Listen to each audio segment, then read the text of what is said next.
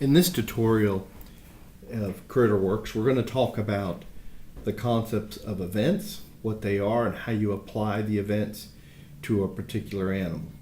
So just to review, of course in CritterWorks we inventory things by location. In this case, in our example here, we've got a location we call back 40, another one we call pasture 1. These locations are defined by you.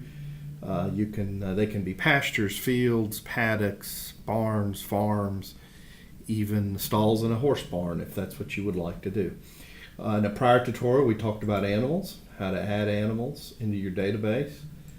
In this case here you see there's 59 head of cattle in this location we're calling back 40, and then an assortment, variety of different animals in this location we're calling pasture 1. So now let's talk about events. And an event is anything that you can do to an animal that's of significance, or a transaction, or anything that happens to an animal. And you'll see that better when we start looking at events, but they could be medical, they could be financial, they could be breeding. So for the sake of our example here, we're going to work with these three head of sheep, and they've already been pre-entered. And a lot of this data is just test data, so some of it may not make sense, but I think you'll get the hang of it. This is our test database, our training database. So let's go ahead and apply events to these three sheep. One of the ways to do it, like anything else, CritterWorks, there's different ways to do it. One of the ways to apply events is you can click this plus sign right here. You can add a location animal, but you can also apply events. That's one way. Another way is you can click the little icon, picture icon on the right, what we call the admin panel. It gives you a menu, and at the very top is add. You've seen this before. Add location, you can add animals, or apply events. And then the same screen can be brought up a third way, which is my favorite way, and that's by clicking the horizontal bars on a location. You get these quick shortcuts: delete location, edit the location, relocate animals, add animals, or, and the one we want is apply events to all the animals in this location. And the apply event looks like a little ruler. That's the best way to describe it. So you click it, and what it does is it brings you up a screen where you can apply events. And again, events, and we're going to show you what they are, is you're going to marry those events to all the animals selected. So in this case, we just want to do sheep. So I'm going to get rid of these camel lids. There's a donkey in here, goat, horse, and I'm just going to impact these three head of sheep with the various IDs. These are system generated IDs, but remember you can enter in your own. So, and here's your list of events, and these come preloaded with the system, but the beauty of it is if you don't find the event that you need in the system, and there's quite a few, you can always create your own. But for this example, we're going to try to find one we want. So let's say we're going to give a B12 vaccine to all three of these animals. So you can enter in a description, and this is anything you want to make it. Preventative, if I spelled that correctly. I want to apply to all three of these animals. I'm going to do it on, let's pick a date. Let's say it was July 1. Or let's make it July 3, and the cost is, let's say that each dose costs me 32 cents. Now, the neat thing about this event cost profit field is if we were to hit enter here, this would attribute an expense of 32 cents to these animals. You could always, if you click this here, the profit, it actually reverses the sign. But for a vaccine, it's an expense. It's obviously a cost. It's a negative, so we'll keep it at 32 cents.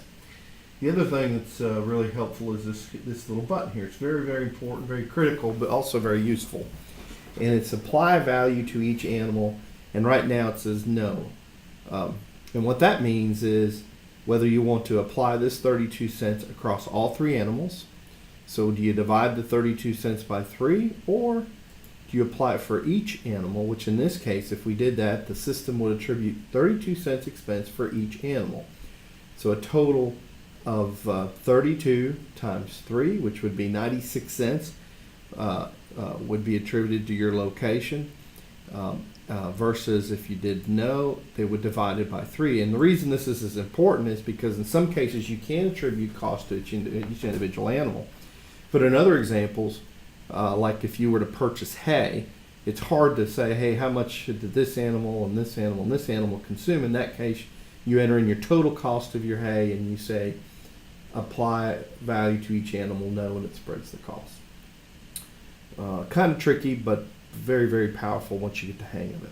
So in this case, we've got a B12 vaccine that we're going to attribute to these 3 sheep, 32-cent cost, apply value to each animal, and we're going to hit submit.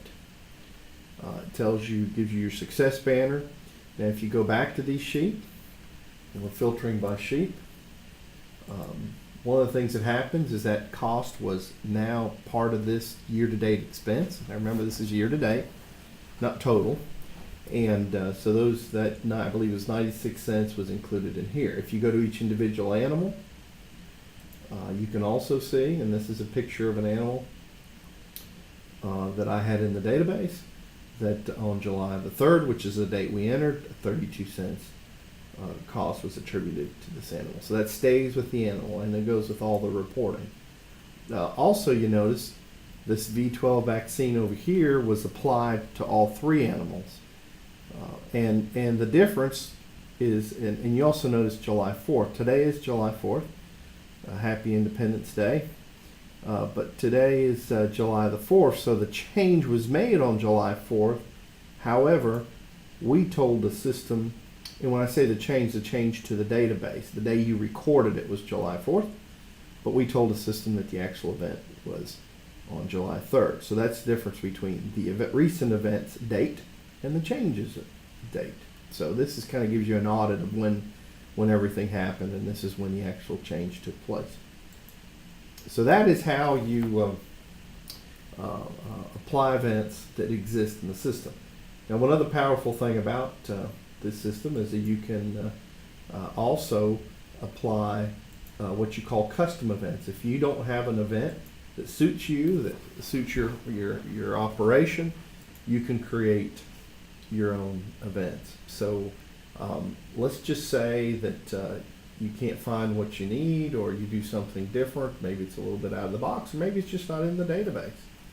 And you can go ahead and enter it in. So you can't find it, so what you do is you click Add Event. And here's where you can, again, this is very, very powerful, can add whatever event you want, and this can be anything. Remember, financial, breeding, medical, performance, and otherwise. So let's just say that we needed to give them, I don't know, maybe they're suffering from milk fever in this case, these sheep, and maybe we need to give them a calcium shot. I don't remember if that's in the system. Maybe it's under calcium vaccine, but for the sake of argument, let's say it's calcium shot. Again, you have a free form description. You can say it's these are just for sheep, and of course it's medical. And again, this is CritterWorks works with all types of species, animals, combinations, so it's very, very flexible, robust enough if you're just a cattle producer or sheep producer, but flexible enough if you have multiple animals, a hobby farmer or a commercial producer in one sort, and then maybe smaller, you dabble in a different species with less animals. So we've created this what we'll call calcium shot. Let's call it a vaccine. And again, I don't believe that's in the preloaded database.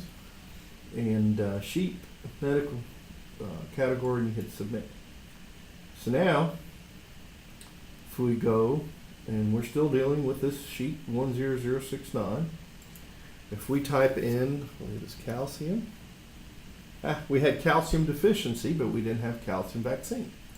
So we click calcium vaccine. I don't want to need a description here, but you can add one if you need it. It impacts sheep 10069. And let's say that this was done. Again, let's pick a date.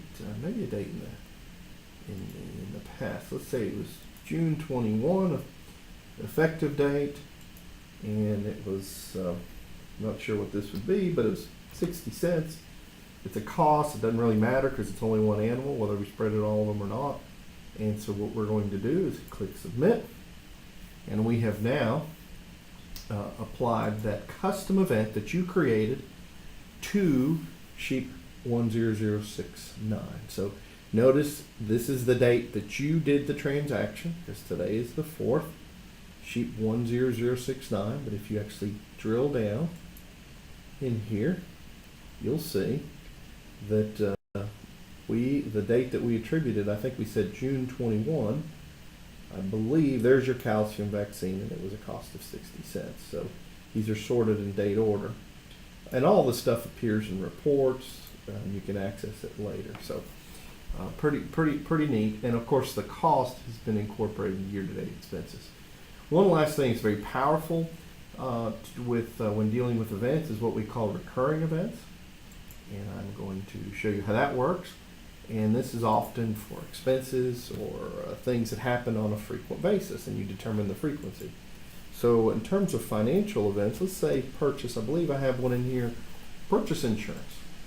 Let's assume you have an insurance payment for your whole farm, and it's due once a month.